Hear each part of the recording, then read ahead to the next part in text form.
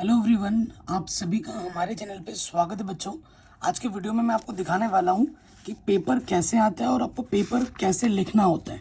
ठीक है, ये पूरा पेपर मैंने लिख रखा है और मैं खुद गणित का टीचर हूँ, हमेशा टॉपर रहा हूँ। गणित की कॉपी कैसे लिखी जाती है प्रॉपर वे में आपको आज दिखाने वाला हूँ, सिखाने वाला हूँ कैसे करना होता है, क्या करने से आपको एक्स्ट्रा नंबर मिलते हैं वो बताने वाला हूँ। और ये वीडियो सभी हिंदी मीडियम बोर्ड्स के लिए, चाहे यूपी बोर्ड में हो, एमपी बोर्ड में हो, राजस्थान बोर्ड में हो, उत्तराखंड बोर्ड में हो, बिहार बोर्ड में हो, आप किसी भी बोर्ड में हो, आपके लिए। तो सबसे पहले बच्चों, जब आप एग्ज़ाम हॉल में जाते हो तो आपको पेपर मिलने से पहले ये कॉपी मिलती है। ठीक है, ये कॉपी मिलेगी। कॉपी में सबसे पहला काम क्या करना होता है कि जो भी एंट्रीज है, जैसे रोल नंबर है, कई बच्चे रोल नंबर ऐसे याद करते हैं 1,42,745 ऐसे याद करते हैं।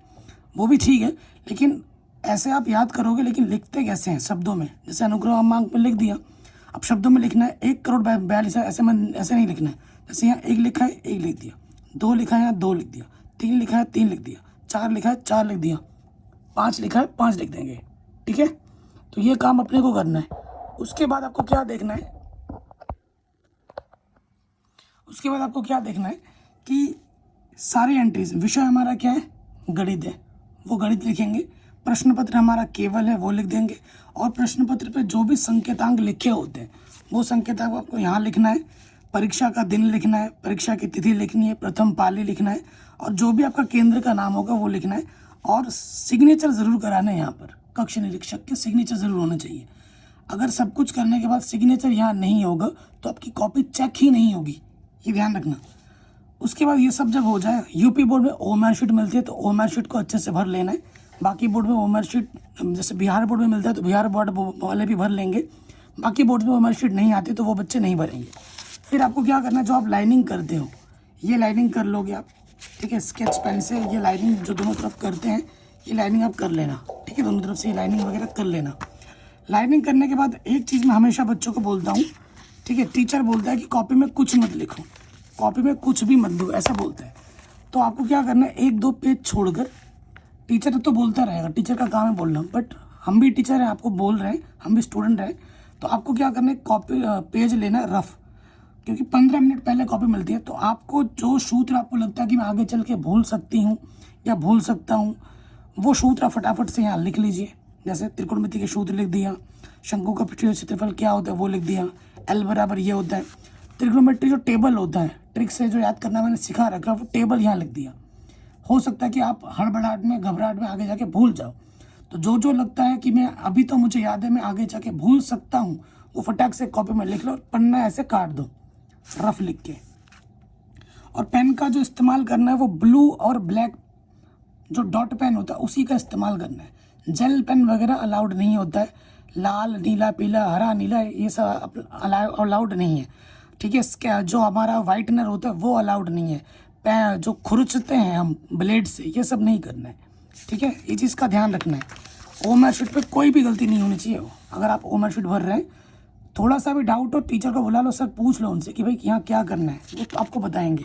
ठीक है, उसके बाद जो आपको पेपर मिलेगा, ठीक है, ये पेपर मिलेगा, पेपर आपको पूरा पढ़ना है, प्रश्न कहाँ पे क्या प्रश्न है, आराम से एक बार देख लीजिए पेपर को। पेपर को देखने के बाद आपको आइडिया लग जाएगा कि भाई कौन सा क्वेश्चन मुझे आता है, कौन सा क्वेश्चन नहीं आता है। ठीक है, तो जो आपको अच्छे से एकदम आता है, जैसे जो भी खंड है, सेक्शन भी यहाँ लिख दीजिए, हिंदी में लिखना हिंदी में लिखिए, अंग्रेजी में लिखना अंग्रेजी में लिखिए, सेक्शन लिखिए। जो प्रश्न आपको आता है सबसे पहले उसी को करना है, और कोशिश करनी है स्टार्टिंग पे ऐसे 1, 2, 3 से 4 पन्नों में कोई मिस्टेक ना हो, कोई गलती ना हो। ठीक है, अब यूपी बोर्ड में तो ऐसे पेजेस आने लगे हैं लंबे में, तो ऐसे ही पेज आ रहा है, तो लाइनिंग यहाँ खींचनी है, ये नहीं कि लाइनिंग यहाँ खींच रहे हो। देखो, गणित में सही उत्तर के नंबर मिलते हैं, सही हल लिखने के नंबर मिलते हैं, कॉपी भरने के नंबर नहीं मिलते। कई बच्चों का माइंडसेट है मैं B कॉपी C कॉपी भर दूंगा, वो भर भी देते हैं, लेकिन नंबर कितने आते हैं, 30, 40, फेल भी हो जाते हैं। लेकिन एक बच्चा है एक ही कॉपी में पूरा कर दे रहा है, उसके 100 में 100 आ जा रहे हैं। कॉपी भरने के नंबर कभी नहीं मिलते हैं, इस चीज़ का विशेष ध्यान रखना। ठीक है, तो सबसे पहले आपको ये काम करना है। ये सब तो हो गया, जो भी प्रश्न है वो प्रॉपर लिखना है, बीचों बीच प्रश्नोत्तर संख्या 1 का A। ठीक है, प्रॉपर मेंशन करना है और नीचे लाइनिंग लगानी है। इसे आप स्केच पेन से भी लिख सकते हो, काले स्केच पेन से, या काले बॉल पेन जो डॉट पेन हम भाषा में बोलते हैं उससे भी लिख सकते हैं। ठीक है, ये काम आप कर सकते हो।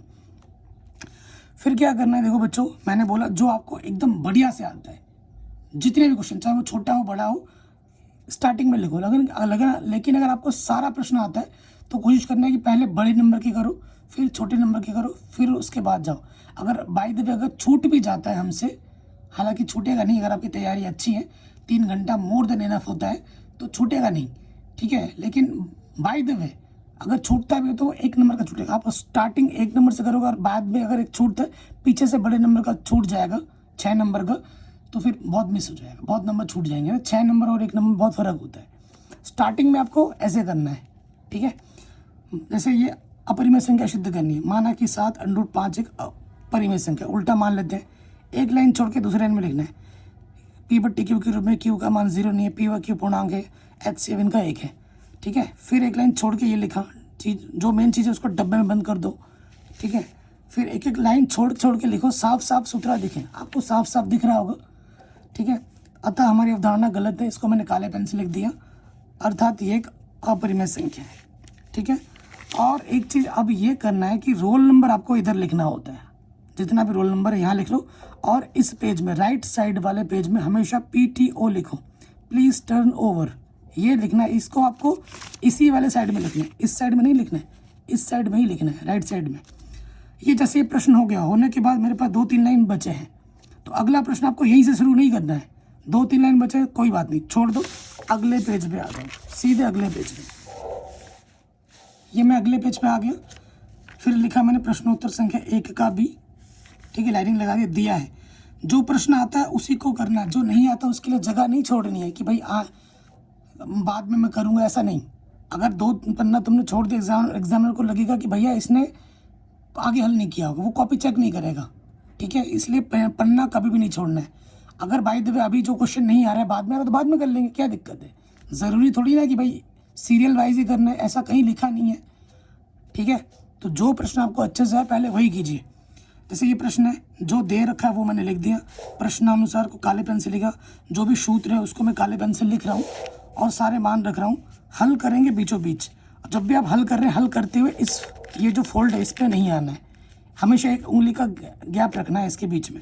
कर दिया, ये प्रश्न हल हो गया। 2 लाइन छोड़ा मैंने, अगला प्रश्न यहाँ लिख दिया, प्रश्नोत्तर संख्या 1 का C। जो चीज़ बन रही है उसको मैंने मेंशन कर दिया कि ये x1 है, ये y1 है, ये x2 है, ये y2 है, ये m1 है, m2 है। फिर जो सूत्र लगाना है वो हमने लिख दिया विभाजन सूत्र से, सूत्र को मैंने डब्बे में लिख दिया, सारे मान मैंने लिखे, देख रहे हो। मान रखने के बाद एक एक लाइन छोड़ रहा हूँ। कॉपी फ्री में नहीं मिलती, इस कॉपी के भी आपसे पैसे लिए गए हैं, तो टेंशन मत लो। ठीक है, कॉपी जितनी लगे लगने दो, कोई दिक्कत नहीं है, साफ सुथरा करना है आपको। जैसे ये आ गया, x का मान डब्बे बंद कर दिया, फिर y का सूत्र लगाया विभाजन सूत्र का, फिर सारे मान रखे, ये आ गया, अतः बिंदु ये आ गया, ये लिख दिया उत्तर। उत्तर लिखने के बाद यहाँ रोल नंबर फिर से लिखा, यहाँ PTO लिखा। 2 लाइन बच रहा था तो इसको छोड़ दिया, छोड़ के अगले पेज पे फिर आ गए, अगले पेज पे फिर आ गए, अगला प्रश्नोत्तर लिखा, प्रश्नोत्तर संख्या 1 का D बीचों बीच, और सिद्ध करने वाला प्रश्न है वो लिखा। सिद्ध करने वाले प्रश्नों में ये ध्यान रखना है कि जो सूत्र है उसको काले पेन से दिखाना है। ये नहीं कि मुझे आता है मैं डायरेक्ट कर दूंगा, नहीं, जो सूत्र आप लगा रहे हो उसको काले पेन से लिख के मेंशन जरूर करो। हल हो गया, LHS बराबर RHS इति सिद्धम लिख के छोड़ दिया। 2 लाइन बच रहा था, छोड़ के अगले पेज पे आ गए, अगले प्रश्न में। फिर मैंने लिखा ये वर्ग, इसमें मुझे क्या निकालना है, माध्य निकालना है, तो मैंने टेबल बनाई, चीज़ों को मैंने ब्लैक पेन से लिखा, मार्किंग को मैंने ब्लैक पेन से किया, अच्छा लग रहा है ना। उसके बाद प्रत्यक्ष विधि, कौन सी विधि लगा रहा हूँ मैं वो भी मैंने लिख दी प्रत्यक्ष विधि से। माध्य का सूत्र काले पेन से लिखा, सारे मान रखे, उत्तर को मैंने डब्बे में बंद कर दिया। ठीक है, 2 लाइन बच रहा था, यहाँ से स्टार्ट ना करके अगले पेज पर आ गया। प्रश्नोत्तर संख्या 2 का D, ये दे रखा है। ठीक है, यहाँ पर A का मान ये है, B का मान ये है, C का मान ये है। प्रश्नानुसार हमें जो दे रखा है कि मूल वास्तविक और बराबर है, ये होने पर B² - 4AC का मान 0 होता है, ये लिख दिया। और ये बच्चों मेरी ही हैंड राइटिंग है, मैंने किसी बच्चे से लिखवाई नहीं है। यूट्यूब पे आपको ऐसे टीचर मिल जाएंगे जो किसी से लिखवा के लाते हैं। जो बच्चे मेरे से पढ़ते हैं उनको पता है मेरी राइटिंग कैसी है। ठीक है, तो सारे मान हमने रखे हैं। ठीक है, चीज़ों को कोई चीज़ अगर आप करके दिखा रहे हो तो उसको रफ कॉपी में नहीं करना है। जैसे ये गुणा करने पे इतना है, घटाने पे 3 है, इसको मैंने यहीं दिखा दिया काले पेन से, हल किया, आंसर आया, डब्बे में बंद कर दिया, 2 लाइन छोड़ा, अगला प्रश्न लिखा, प्रश्नोत्तर संख्या 4, चित्र वाला प्रश्न है, इसको मैंने काले पेन से बना दिया या आप पेंसिल से भी बना सकते हैं, जो आपको सही लगे। माना मीनार की ऊंचाई h है, ठीक है, और BC को मैंने x मान लिया, ठीक है। फिर अगले पेज पे आ गए मैं। कभी भी लिखते हुए आपको इस पेज के नीचे नहीं आना है, इस चीज़ का विशेष ध्यान देना है, ठीक है। फिर सारा हल किया, देखिए हल करने के बाद ये हमें हमारा उत्तर यहाँ आके मिला, ठीक है, और ये इस उत्तर को मैंने डब्बे में बंद कर दिया। फिर अगले सेक्शन पे आ जा रहे, ग्राफ का क्वेश्चन भी आ जाता है, हालांकि यूपी बोर्ड में नहीं आता, लेकिन बाकी सभी बोर्ड में ग्राफ का क्वेश्चन आता है। तो ग्राफ आपको मिलता है, ये ग्राफ पेपर आपको कैसे मिलेगा, ग्राफ पेपर में आपका अनुक्रमांक लिखा हुआ होगा, अनुक्रमांक लिख के इस ग्राफ पेपर में भी आपको टीचर्स के सिग्नेचर करवा लेने होंगे, ठीक है। और ग्राफ पेपर आप ऐसे रखोगे और सारा आंसर आपको ग्राफ पेपर में ही रखना है। जहाँ ग्राफ वाला प्रश्न यहाँ मेंशन करोगे उसी के साथ में आपको ये अटैच करना है, इस चीज़ का ध्यान रखना है, ठीक है।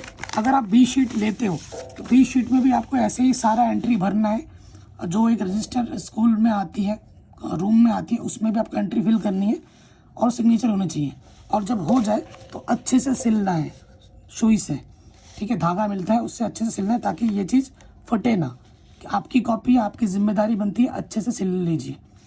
और प्रश्न पत्र को ऐसे अटेम्प्ट करना है कि आपको कम से कम 15 मिनट 10 मिनट रह जाए कि आप एक बार फिर से देख पाओ कि मैंने सारा कुछ सही किया है कि नहीं, कोई प्रश्न छूट तो नहीं रहा है। अगर कोई प्रश्न बाय द वे छूट जाए तो उस 15 मिनट के अंदर मैं उसको हल भी कर पाऊँ, ठीक है। तो यही चीज़ रखना है कि जो चीज़ पहले आती है सटीक पहले उसको करना है, बात की हम बाद में देखेंगे। बाकी मैंने पूरी गणित बच्चों पढ़ा रखी है, लिंक्स मिल जाएगी आपको डिस्क्रिप्शन में, डिस्क्रिप्शन चेक कीजिए। बेहतर प्रिपरेशन के लिए आप हमारा लक्ष्य बाय ज़रूर ज्वाइन कर सकते हैं। प्ले स्टोर में हमारी एप्लीकेशन मिल जाएगी, चैनल का नाम है मैथमेटिक एनालिसिस, उसी नाम से हमारा एप्लीकेशन भी है मैथमेटिक एनालिसिस। डिस्क्रिप्शन में मैं लिंक दे दूँगा।